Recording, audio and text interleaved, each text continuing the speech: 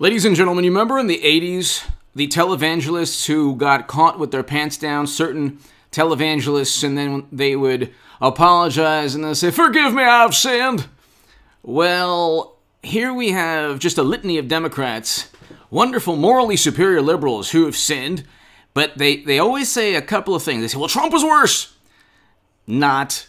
Actually, they've engaged in a far worse. You could just draw a T-chart and list the things. Well, there's a criminal report filed against our wonderful President Biden by a misread that media covered up. Trump never had that. Nothing even close to that with the police. But we can just go through the litany. Virginia's lieutenant governor, the attorney general of New York, who thought he was playing allegedly a Dungeons and Dragons episode with certain friends. You can look that up. Why the New York Attorney General resigned. You can look up the Lieutenant Governor of Virginia. You can obviously look up Uma Abedin's husband and Madam Secretary's husband, Bill Clinton. Oh my goodness, they were so unfair to me. And now you have Andrew Cuomo. Actually, his greatest sins had to do with his handling of the pandemic. But Cuomo apologizes, says he didn't know he was making individuals uncomfortable. CNN, he didn't know. Well, then that's okay. You see, when you have pundits who have written horrible, offensive things or said horrible, offensive things, and they're on the left, or politicians and they're on the left, like Justin Trudeau, who should have been removed from politics. You can look at the litany. Bernie Sanders had to unendorse a certain pundit. Unendorse. He endorsed. He's like, I endorse you. I gotta unendorse. I'm sorry. You look at these people. They're the biggest hypocrites in the entire planet. They condemn and judge, and when they get caught, they ask for mercy and empathy and forgiveness. And then they continue to condemn and judge. You had a racial discrimination lawsuit leveled against CNN and against the channel that the individual who was unendorsed started. So I'm just trying to just be as diplomatic as possible. But here, Cuomo, contrite over accusations, refuses to resign. New York Times. So they're slowly ratcheting up the heat, ladies and gentlemen. Hit subscribe to this channel right now. I won't be doing a live stream tonight. I'll probably just be doing uploads for the foreseeable future. I might do a live stream later this week. But, I mean, when there's like some huge event, I'll be doing a live stream. So, whereas in months past, I kind of stopped doing the live streams and then kind of started them back up again. But I think that it's just best right now. I do uploads.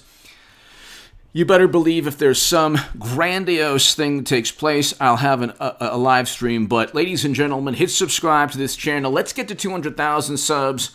When we get to 200,000 subs, I'll be able to do a lot more in terms of what I want. So tell your friends about this channel. Go to hagoodman.com. You could read my writing in The Hill, the Huffington Post Salon, the Jerusalem Post, the Roanoke Times. You can see all my writing against counterinsurgency conflicts, which, of course, our beloved president is getting us into. 1 month. He's governed 1 month, and it's been horrendous. Again, it's interesting. People say, how could you vote for this person? And then I heard recently, well, the baseline, I would never just vote for somebody who does this, or that. Yeah, I'm not going to vote for somebody who voted alongside Bush, Cheney, and Rumsfeld. So that's my baseline. Okay, you can overlook that. You can look at personality and words on Twitter, and I'll look at actual pushing for never-ending conflict and horrible, horrible interventions that ruin the lives of millions around the world and within this country. So it's interesting. You have wonderful, morally superior liberals who said, oh yeah, I oppose Bush. I oppose Bush. Well, then why didn't you oppose the Lincoln Project people before their skeletons came out of the closet? Now they're completely disgraced. Why were you retweeting and sharing Lincoln Project nonsense? Oh, that's right, only because, you had to go up against Trump. But here's CNBC, New York Governor Andrew Cuomo refuses to resign.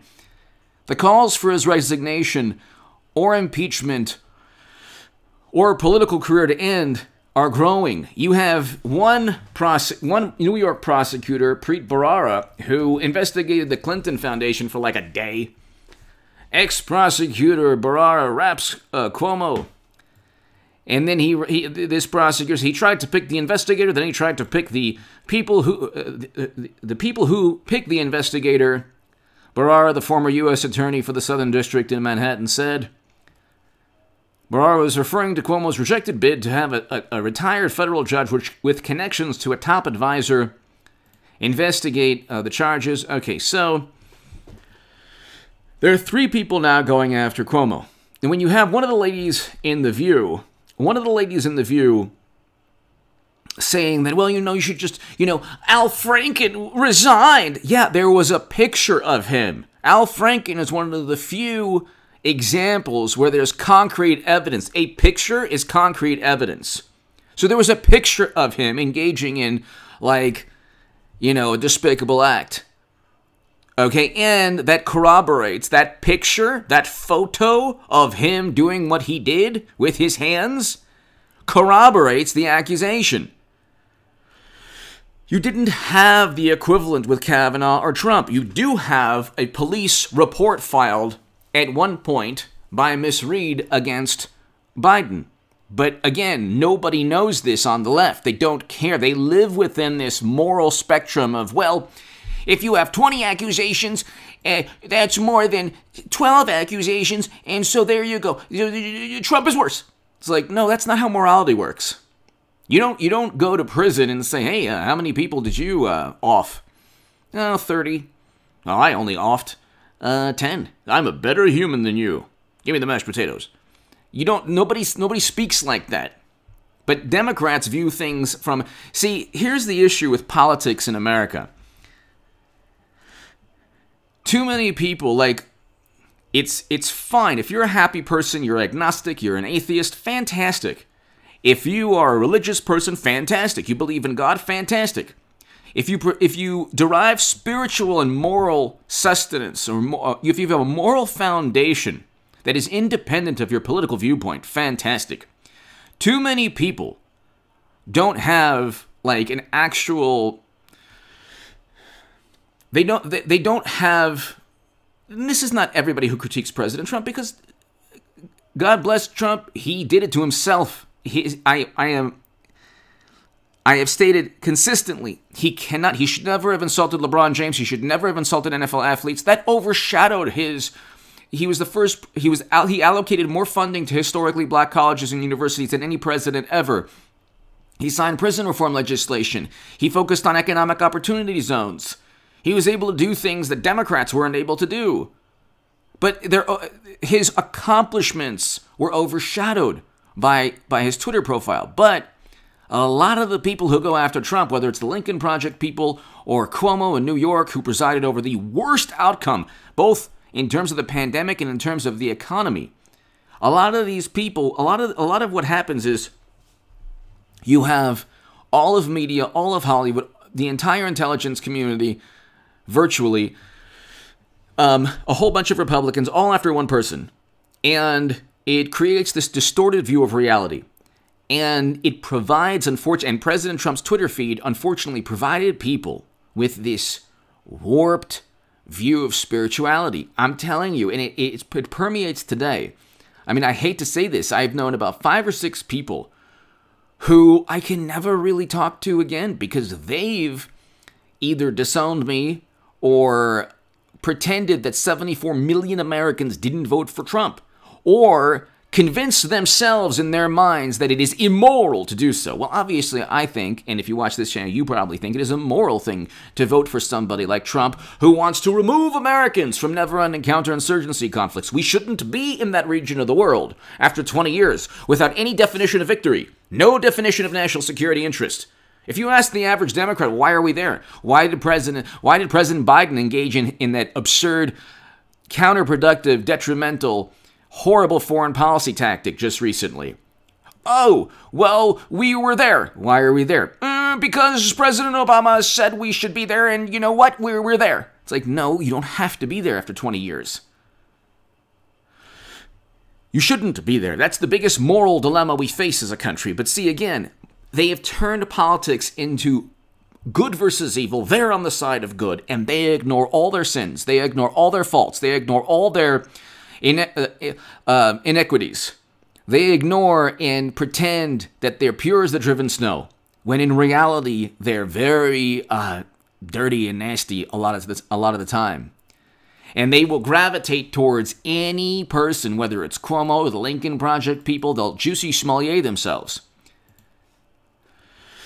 They will enter a world that doesn't exist. Trump is a bigot. He committed treason. None of these things exist. None of these things exist. You had the Mueller probe found evidence was insufficient, and anyone who would believe Facebook ads could swing anyone's choice. Well, there you go. And even the Facebook advertising VP stated that most of the ads were seen after the election, and half of them were anti-Trump. And then you have Cheney and Kinzinger and other never-Trumpers who voted alongside Trump 90% of the time. Then you have people, when are the Republicans going to, have an adult in the room? What you really mean is, when are the Republicans going to have somebody like a Democrat? Trump is a populist. That's why he gets votes from independents and former progressives like myself. And he got a greater percentage of the non-white vote than any Republican in 60 years. He did good things, a lot of good things. He signed an executive order combating anti-Semitism on college campuses, which is running rampant.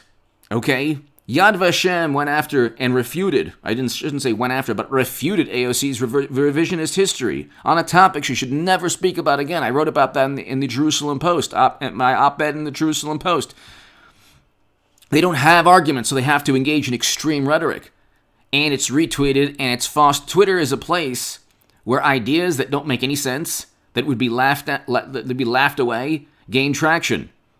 So if you don't have social media, you don't have intel operatives, you don't have Hollywood, you don't have, Republicans who are never Trumpers who vote alongside Trump, if you didn't have every single conceivable possible advantage, then you really wouldn't have a Democratic Party, because the left would break away. They're not getting their stimulus checks. They're not getting Medicare for all. They're not getting Green New Deal legislation. They're not getting universal basic income. They're not even getting the immigration plan they wanted. So they're not getting anything. Are you happy now? You've stomped. You've scratched and clawed and stomped your feet and yelled at the top of your lungs and said, "Oh my God, democracy is over, and he's a despot, he's a tyrant." And within 1 month, you're engaging the same foreign policy tactic that true despots and tyrants engage in. Why don't you do some... If you're a liberal Democrat, you say, Trump's a tyrant. These tyrants in history didn't have Twitter, you imbecile.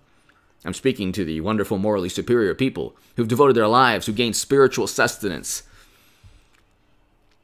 That's a problem. I'm telling you, ladies and gentlemen, you could know somebody for 30 years... You could know somebody for 30 years, 30 plus years, and share the most wonderful memories with them. And because you like Trump, they'll turn into, what was the little monster in Lord of the Rings? Precious. They're like, you like Trump? Oh. I'm telling you, it's like the zombie, like walking, the show. They get bitten by the media zombie. And they're never the same. Oh my God, we can't talk politics because, oh my God, Trump is this and that. It's like, no, it's not. No, he's not. Oh, and then if you don't ever debate anyone who has derangement issues pertaining to Trump, but if you do, it just enrages them.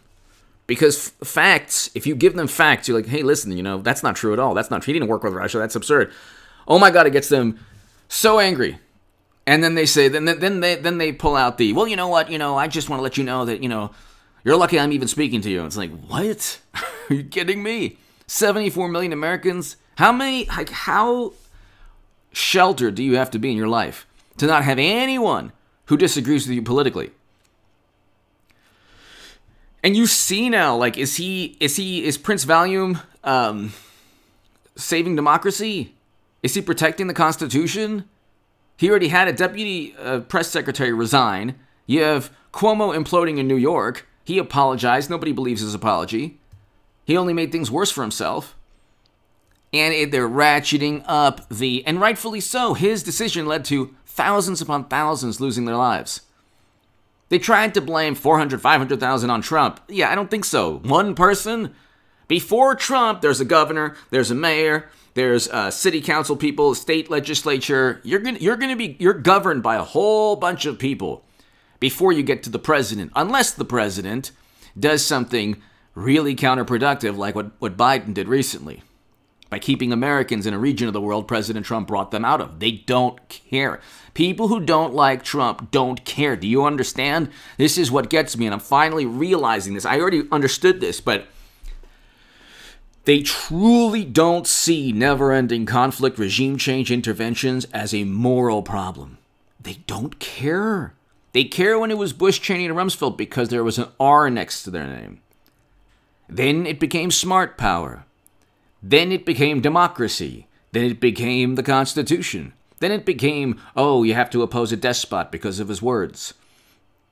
President Obama destroyed a nation, Libya, and with a failed NATO intervention, an entire country.